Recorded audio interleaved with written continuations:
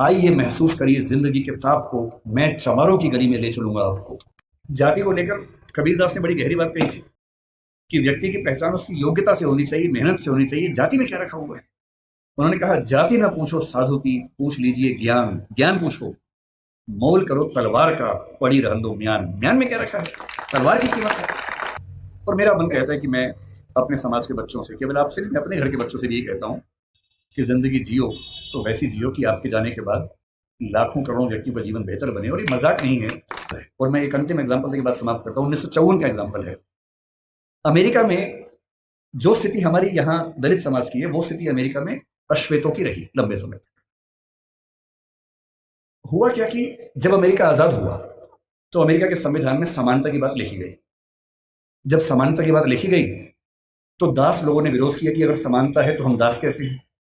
90 साल लगे दास प्रथा को समाप्त करवाने में। अब्राहम लिंकन ने खत्म किया, अपना जीवन दे दिया। तो 1866 में दास प्रथा खत्म हो गई, लेकिन अभी भी अश्वेतों को अधिकार नहीं मिले। महिलाओं को वोटिंग राइट्स नहीं मिले अभी तक। अब महिलाओं और अश्वेतों के आंदोलन शुरू हुए कि हमें बराबरी चाहिए। और उसमें एक घटना, बड़ी रोचक घटना है, सुनिए क्या हुआ। 1950 के आसपास अश्वेतों का आंदोलन बड़ा प्रखर हो गया। उस समय डॉक्टर अंबेडकर अपने जीवन के आखिरी दौर में थे, उन्होंने भी उस आंदोलन को देखा समझा। उसमें दो घटनाएं घटी। एक महिला थी रोजा पार्क्स। अमेरिका का नक्शा देखा हो तो उसमें एक राज्य है अलाबामा। अलाबामा में एक शहर है मोंटगोमरी, वहां का प्रसंग है। अस्पृश्यता कुछ मात्रा में अमेरिका में भी थी और देशों में भी थी। कैसे थी देखिए। वहां एक नियम था कि जो सरकारी बसें होती थी उन बसों में शुरू की 4 सीटें केवल श्वेत लोगों के लिए होती थी और चौथी सीट के पीछे अश्वेत लोग बैठ सकते थे। वो भी एक कंडीशन पे कि यदि श्वेतों की 4 सीटें भर गई और फिर कोई श्वेत आ गया तो अश्वेत को सीट छोड़नी पड़ेगी। ये कंडीशन थी। तो लोग करते थे, बैठते थे, 4 सीट छोड़ते थे। कोई श्वेत आ गया, उठते थे, छोड़नी पड़ती थी। उनको खराब लगता था। ये वही पानी है जो उनको नहीं मिलता था, है ना। इसके लड़ना नहीं है, प्यार से लेना है, झगड़ा नहीं करना है। एक दिन उनके जैसा जी के देखो कि पानी नहीं मिला, एक दिन जी के देखो ताकि समझ में आए कि उनका जीवन कैसा था। खैर, एक महिला थी जिसका नाम था रोजा पार्क्स। करीब 40 साल की, बहुत ही सभ्य महिला थी, अश्वेत महिला थी। कई बार उठ चुकी थी बस से, बस में बैठती थी, उठा दिया जाता था। एक दिन उसको बहुत गुस्सा आ गया। वो बस में बैठी थी 5वीं सीट पे। पहली 4 पे श्वेत लोग बैठे, कुछ लोग और आ गए। ड्राइवर जिसका नाम विलियम ब्लेक था वो उठा और उसने कहा कि आप उठिए। 3-4 लोग थे अश्वेत, सब उठ गए। उसका उठने का मन नहीं हुआ। ड्राइवर ने फिर कहा कि उठना होगा। उसने कहा ऐसा कि मैं तो नहीं उठूंगी, जो करना कर लो।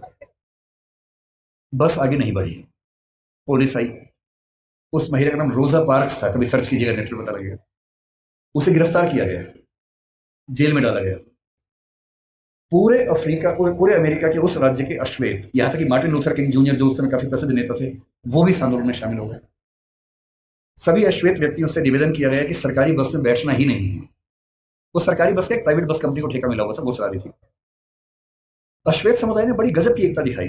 20-20, 30-30 किलोमीटर दूर उनके घर थे, टैक्सी से आए। अश्वेत टैक्सी वालों ने बस के बराबर किराए में टैक्सियां चलाई, लेकिन बस में नहीं बैठे। 1 दिन, 2 दिन, 3 दिन, होते होते 381 दिन आंदोलन चला। 381 दिन, 1 साल से ज्यादा कोई बस में नहीं बैठा। और अंत में अमेरिका के सुप्रीम कोर्ट को इस कानून को खारिज करना पड़ा जिसमें अश्वेत बैठ नहीं सकते थे। और वहां उस आंदोलन की समाप्ति हुई। और अगर आपको लगता हो कि आपका जीवन खराब है, एक और घटना से अंतिम बात करके समझ लें। अमेरिका में जब समानता आई तो स्कूल शुरू हुए। अश्वेत बच्चे बोले हम भी स्कूल जाएंगे। कुछ कुछ अम्बेडकर जी की याद आपको आएगी इस घटना से। अब अश्वेत बच्चे स्कूल जाएंगे, ये तो वहां के संविधान में लिखा हुआ था। तो वहां की सरकारों ने क्या रास्ता निकाला, कुछ स्कूल श्वेतों के लिए, कुछ अश्वेतों के लिए बना दिए। मामला सुप्रीम कोर्ट में गया कि भैया क्या समानता है, हम भी उसी स्कूल में पढ़ेंगे। तो सुप्रीम कोर्ट ने फैसला दिया कि नहीं, समानता का मतलब सिर्फ इतना है कि आपको स्कूल मिलेगा, अच्छी गुणवत्ता का मिलेगा, लेकिन अगर अलग अलग स्कूल है तो इसमें कोई दिक्कत नहीं है। तो यह व्यवस्था ठीक है कि अश्वेतों का स्कूल अलग, श्वेतों का स्कूल अलग।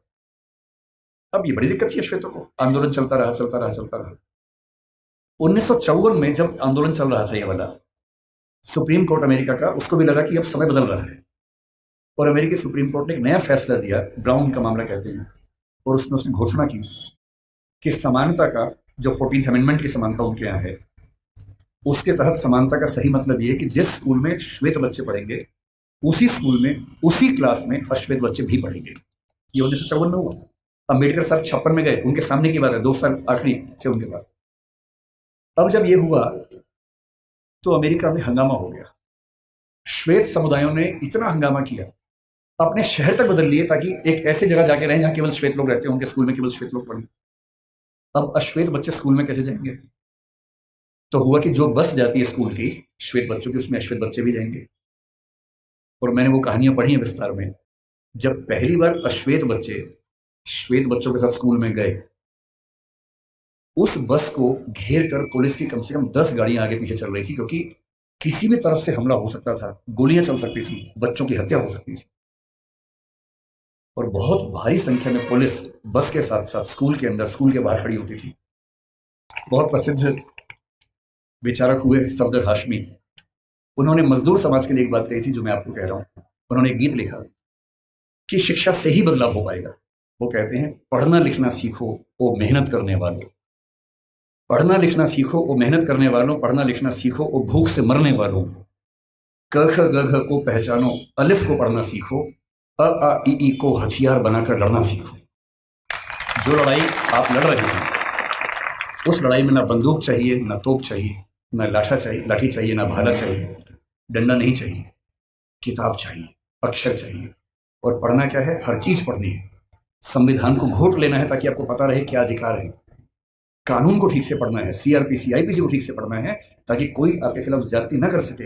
हर नागरिक को पता होना चाहिए कि मेरे क्या अधिकार हैं और मैं राज्य से क्या उम्मीद कर सकता हूं।